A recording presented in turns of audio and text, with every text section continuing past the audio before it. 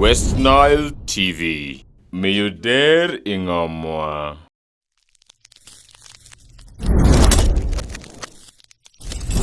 West Nile TV. Meyuder Ingamwa.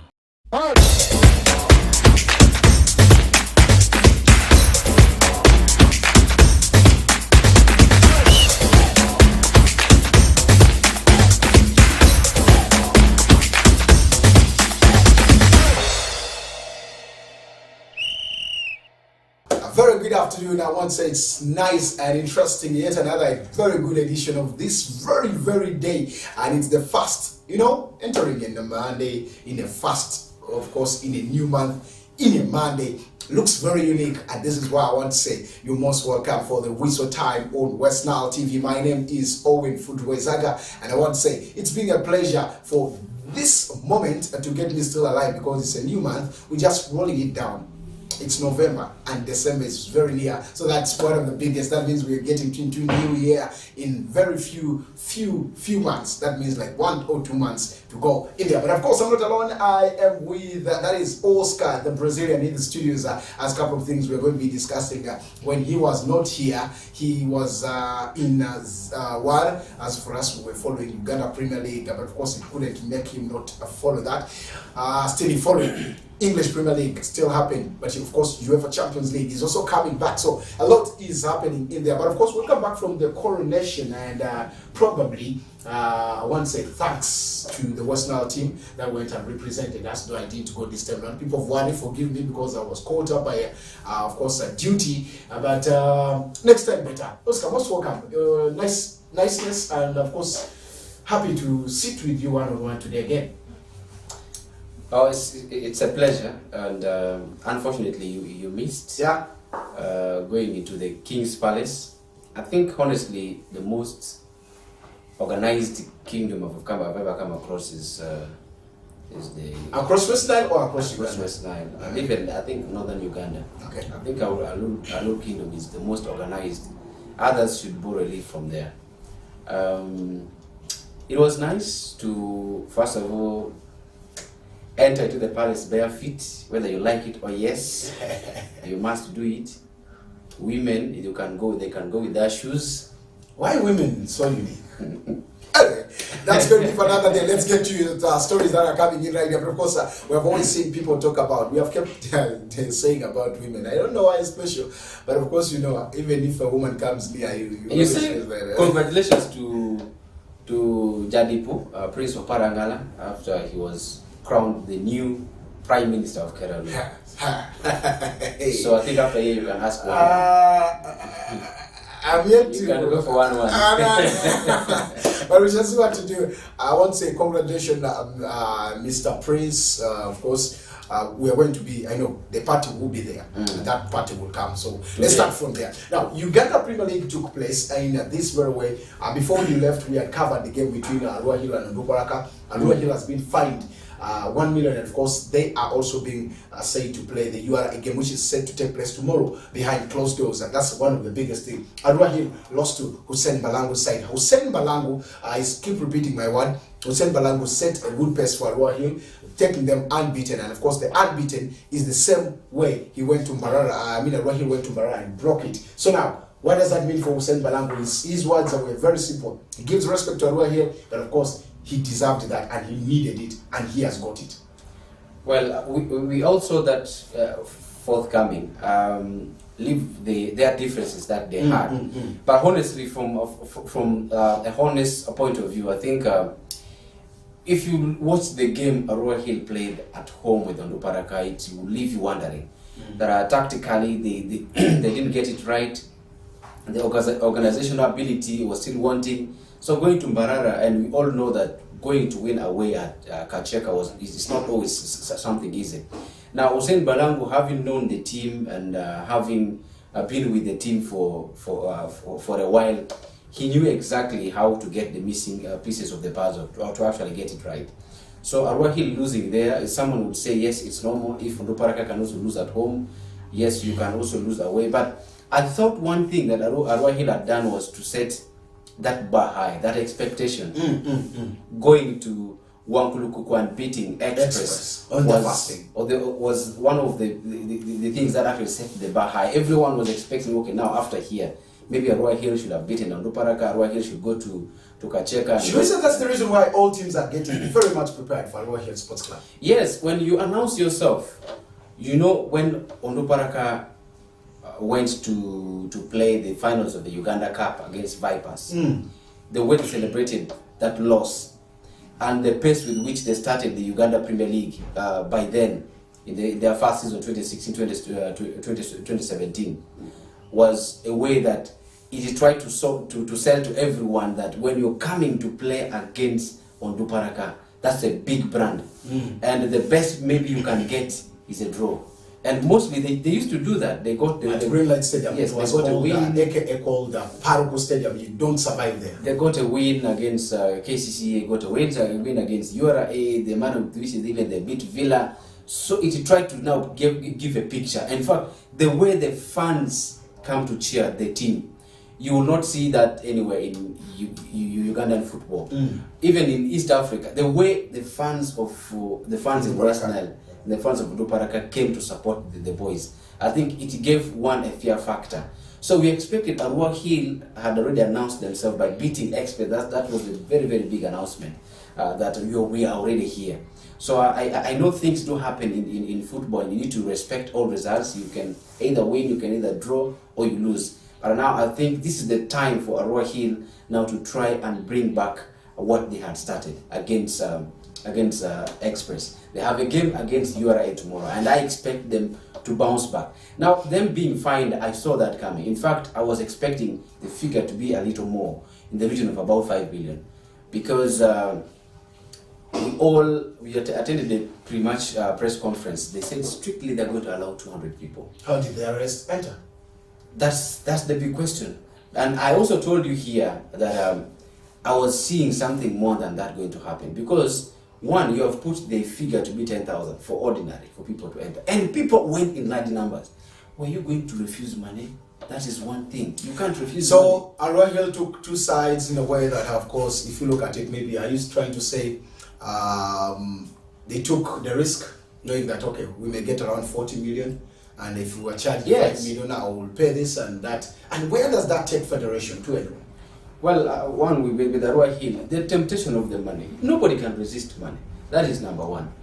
Number two, it was a derby.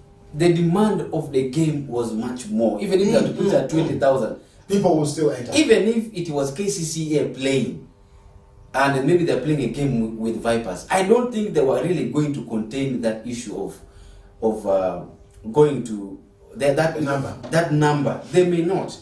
So what I expected Arua Hill to have done was to liaise with the district health team, set a camp there for vaccination, just like the same thing that happened during the coronation of the king.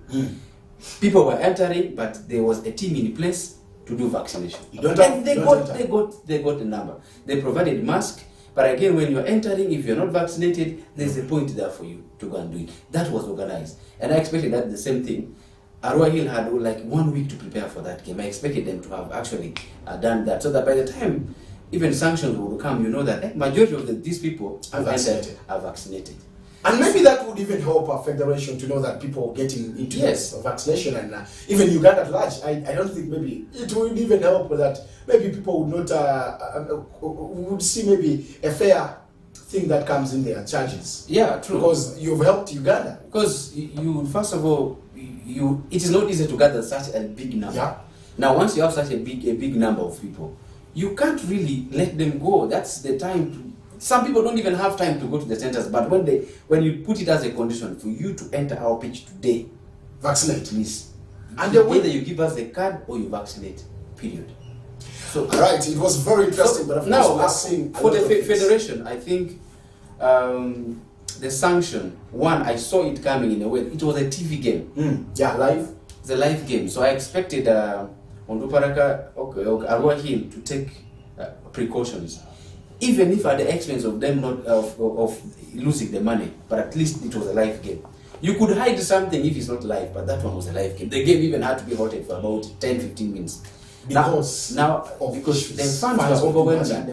Now, I expect that the federation should bring the component of having vaccination in within. Yes, as the games are going on, People should vaccinate. people should vaccinate. Even if it's those 200 who have bought the tickets. Yes, let them They be should people who have vaccinated. I think that's the only way. We are going to slowly, maybe with the time, we are going to be seeing, if the number of people that are coming to watch the games, let's say 1,000 of them are coming and they're all vaccinated, why should we not allow them to enter inside? Mr. Ariga Rasul, probably this goes to you representing West Nile. We're saying this in West Nile TV. And your voice this way, you could be taking this. And of course, maybe the likes of Ahmed Hussein, you always follow this very TV of West Nile TV. I want to say this is a moment for you probably also to take this note.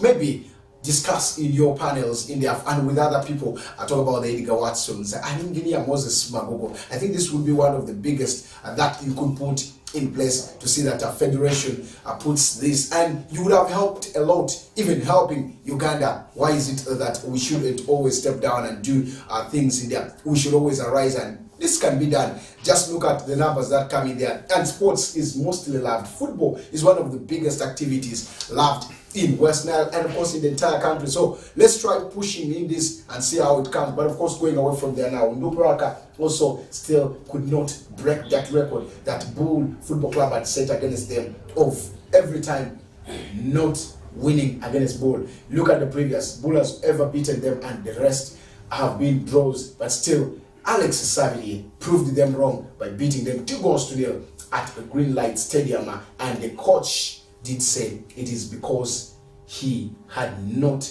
his players underperformed. This is not what he expected, and he's going to be going back. Dudu Bosco is the man. But of course, you looked at the guys like Kubo Brian starting, they have never started the game. You also watched how Brian plays, and some of the things fans attributed a little to, that is the tactics that were brought in the game. After a lot of expectation again, after the game against the Royal Sports Club, would you expect this result immediately from Nduparaka Football Club?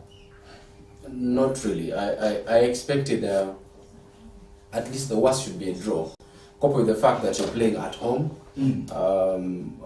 The game against Arua Hill actually showed that Dudu had potential. Actually, one of the best games I've seen him command on the touchline. So the question would be, why get tempted to change a team winning or your team that actually that did better, if it is not because of injuries? That's one of the reservations I have about Dudu. Does he know his team? Does he really know how his team should function?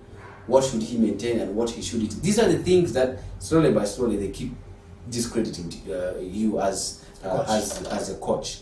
A loss against Bull is something that they should not take lightly. They should actually come back to the drawing board. I was personally not impressed to see Bull is coming away, and Nduparaka's away game was just here, just 2 kilometers away. They had all the time to prepare. So why should a thing like that come? I understand and acknowledge that in a game you can either lose, win, or draw. But in a situation where you played a very nice game against Arua Hill and your players are in good shape, unless there are other injury concerns we didn't know, why should a thing like this happen immediately? Maybe another away game could come in the essence of a draw, but I expected them to have gotten an edge over Bull. That was not a result I expected out of Nduparaka. A very big one. Of course, a couple of names that came through into the game, and very many are expecting to see how this would be. Now, we are coming back to discuss a little bit of the games that are coming in tomorrow, and let's take a break because we are expecting a lot now. You can be always part of this very show by always subscribing to our YouTube channel and of course following us on channel 477 on the Star Times satellite decoders, and you will be right there to get this at exactly 2. We'll always be giving you that up to 3 and give you the best and the quality information that you deserve. Before we cross over to international stories, let's take a break.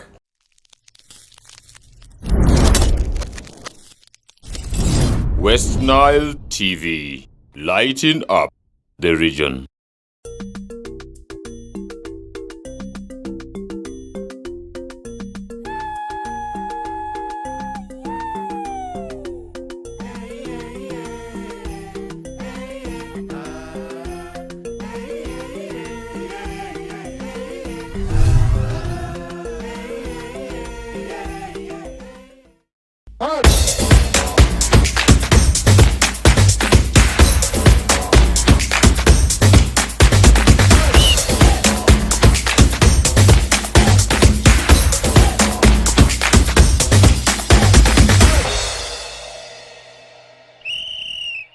Welcome back from that break, and I want to say it's still West Nile TV, the Whistle Time, and we are the Whistle Timers. My name is Owen Ezaga, and of course Oscar still in the studios. And of course we want to start with this moment where Arua Hill now takes a move and is home without fans against the URA, who have played only one game and won the game 3 goals to nil. But of course you did see also a Bank Cromwell, the West Niles.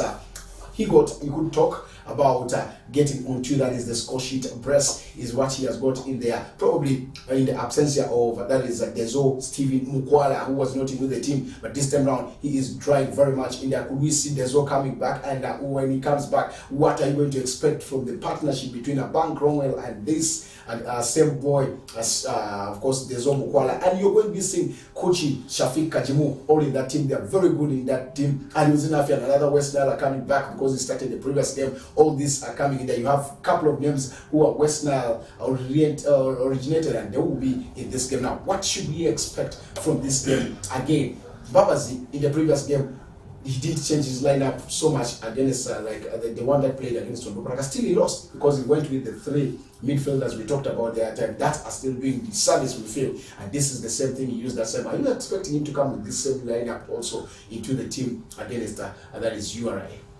Well, URA is a very good team, a team that if it were not because of COVID last season, because of the natural changes, URA would have actually won the Uganda Premier League last season.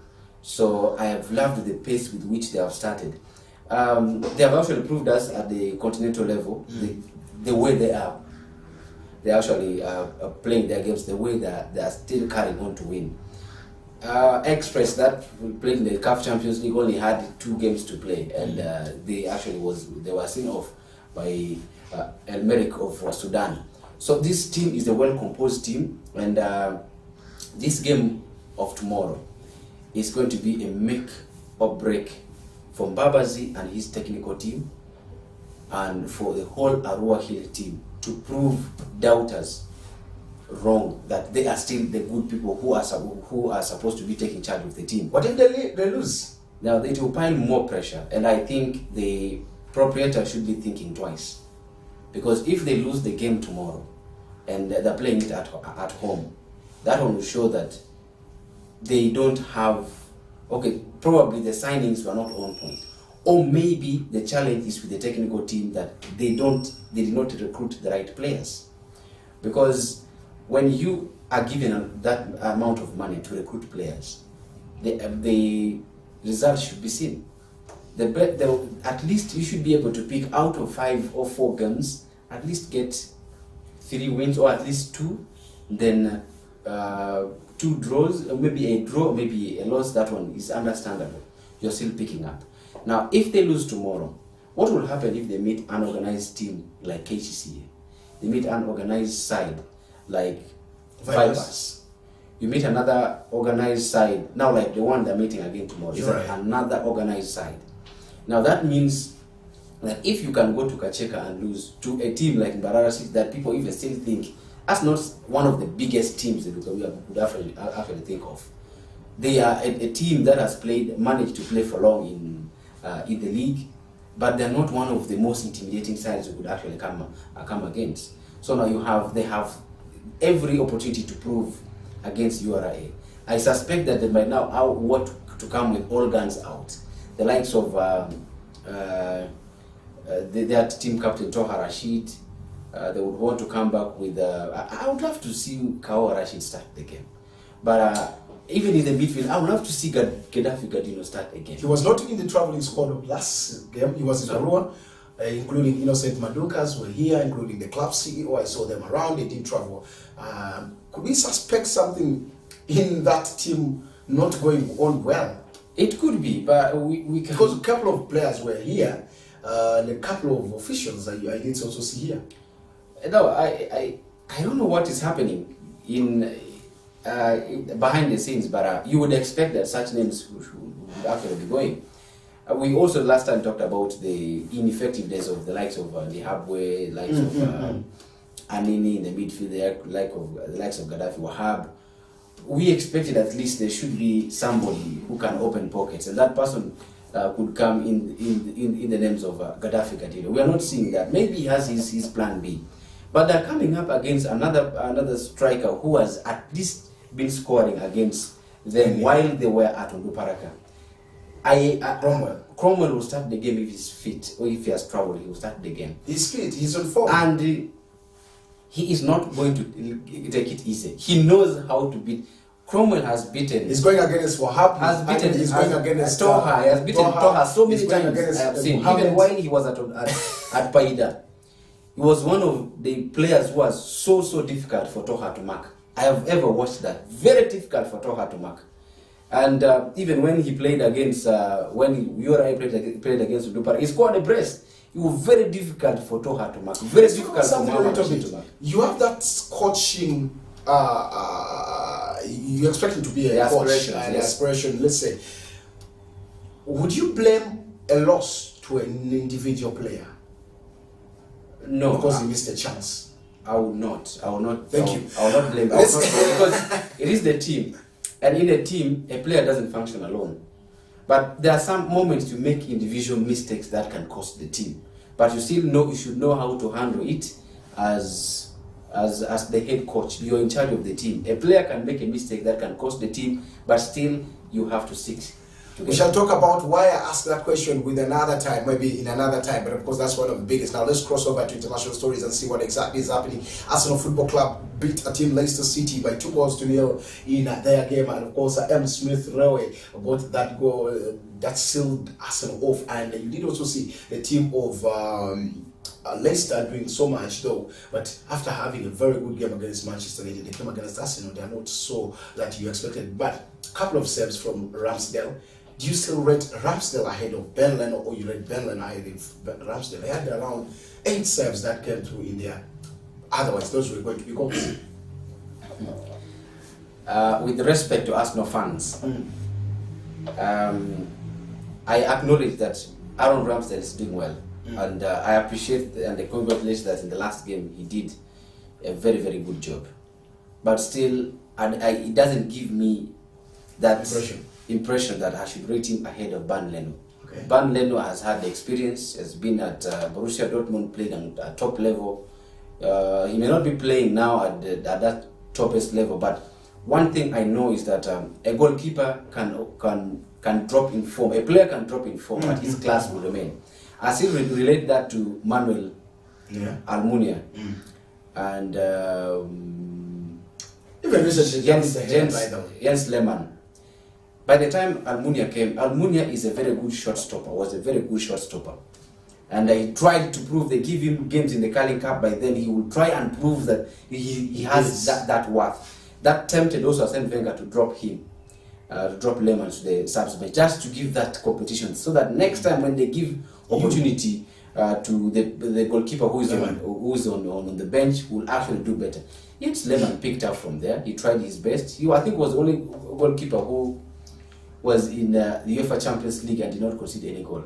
And I don't think that record you can get it anywhere. But still, coming to Bernd Leno is just, he has dropped in form, but his class is there. Bernd Leno, to me, still stands ahead of Aaron Ramsdale. Though, even me as a coach, you will go with the form, but still doesn't mean the other goalkeeper is equally bad. We'd like to see, he's an English. Let's talk about the tactics that were brought in. Thomas Partey is back into the team. Now, this time around sits with the man by the names of Lokonga in that midfield. How have you rated that midfield of Arsenal? When these two came in, they are winning. Yeah, they're winning. Arsenal, slowly by slowly, the team, they have, Arteta has believed in the boys. He knows that they have to get that chemistry, they have to work together, they have to play together for a long time to get that that kind of mixing in between the players, how the players can actually relate, how the players can adapt to each other to play as a unit. I think that is working out well, but particularly right now, that what I know is they have drafted Lokonga to play as a sitting midfielder, the box-to-box role is being played by Partey, because Partey is a workaholic. He has enough gas. He has the pace. So it is still working out, because how they destroyed the midfield of Leicester, that could actually show it all for you. To me, I think Arsenal is slowly but slowly picking up. But however, I would love to see them try to see and establish the team now beyond the players they actually don't need. I even equally think that Alexander Lacazette could be a perfect fit in that team, but still it's up to the coach what he wants. Maybe he doesn't see it the way we see it. Now, for the Manchester United's Ole Gunnar Solskjaer, who has already said to be given 3 games in case he doesn't win that, he will be fired. One of them was Tottenham Hotspur's game, and then next is the UEFA Champions League, Atlanta, and they will be having Manchester City. The first game, he won it with the back 3 that time that he introduced, and this time around, the back 3 worked for him, and you've not been a fan for Ole to use a back 3, but he has used it. Remember when the season was also when he was being given that ultimatum in the other season, he shifted back to back 3. He was getting the wins against Giants and other teams. He tried marking there. Could we say he should now adopt to the back 3 that he has started? I would say yes. I would say no. Why I say no is because a coach should have variety of formations he believes in and he believes can work for him. You don't just need to go for trial and error and you think that it should be something you should go with. Then a coach can also think of doing something like that when you have the type of players who can really fit in that philosophy. There are coaches who just only have one style of play and they stick to it. Boris Sarri will always stick to 4-3-3, Jurgen Klopp 4-3-3, Pep Guardiola 4-3-3. They will never change it. Even if the players are not, they would rather do with makeshift than to start gambling to change formations to suit players. But like also Antonio Conte will always know I am going to play with a back 3. That move to play a back 3 was a panic move for Ole. He knew he needed to stay compact in the midfield. He needed to try at all costs to win the game. Yes, he won it. And I told you before that he was going to get a win against Tottenham Hotspur. Yeah. Because Tottenham Hotspur, the same thing that's happening to Ole. The coach has tried to change a formation he does not believe in. He has not practiced before.